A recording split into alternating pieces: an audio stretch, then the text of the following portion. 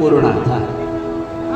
એક નાનકડું એવું વાક્ય છે, એ વાક્યની અંદર ઘણું બધું કહે છે કે મારા ઘરના રસોઈનો બધો જ ભાર છે એ હવે તારા ઉપર છે, અને તું મારા ઘરની અન્નપૂર્ણા થાઈશ ત્યારે જેમ થશે કે ભિક્ષામ દેહી કરા વલંબર કરી માતા અન્નપૂર્ણેશ્વરી. સાક્ષાત ભગવાન શિવ પણ જો પાર્વતી પાસે ભિક્ષાટન કરવા માટે જતા હોય ત્યારે તો કે મા ભગવતી અન્નપૂર્ણા બને. એટલે તું અન્નપૂર્ણા જ્યારે થઈશ ત્યારે મારા ઘરની અંદર ધન ધાન્યની છે એ હંમેશા વૃદ્ધિ થશે.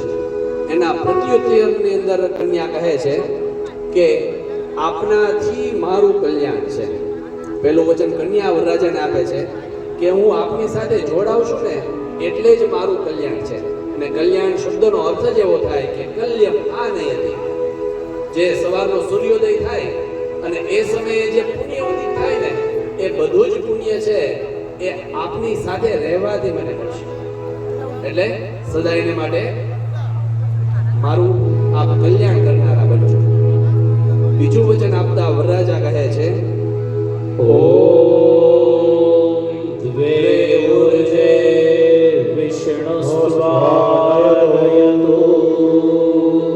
બીજા વચનની અંદર વરરાજા કહે છે હે વધુ તારા બળથી મારા બળમાં વધારો થશે. એટલે સદાયને માટે તું છે એ મારું બળ બનીને રહેજે. જેમ પહેલા કીધું એમ કે યા દેવી સર્વભૂતેષુ શક્તિ રૂપેણ સંસ્થિતા. તું મારી શક્તિ બની અને મારી સાથે ઊભી રહેજે.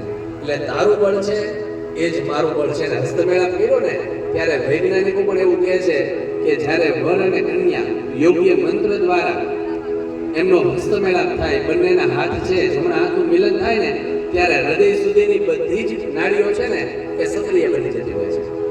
એટલે હૃદય સુધી પહોંચવાની આ યાત્રા તારા બળથી મારા બળમાં છે એ વૃદ્ધિ થશે.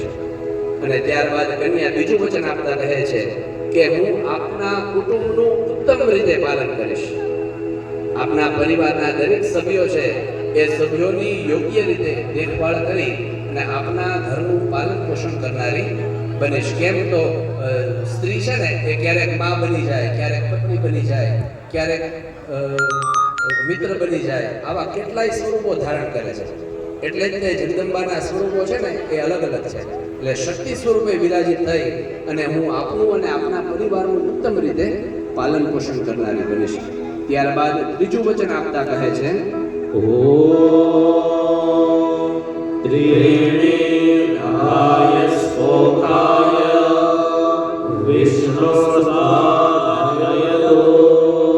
ત્રીજા વચનની અંદર સૌથી મહત્વની અને ઉત્તમ વાત કરે છે કે ખજાનાની ચાવી આપી દેવાની વાત છે. વરરાજા કહે છે કે મારા ધનની વૃદ્ધિ અને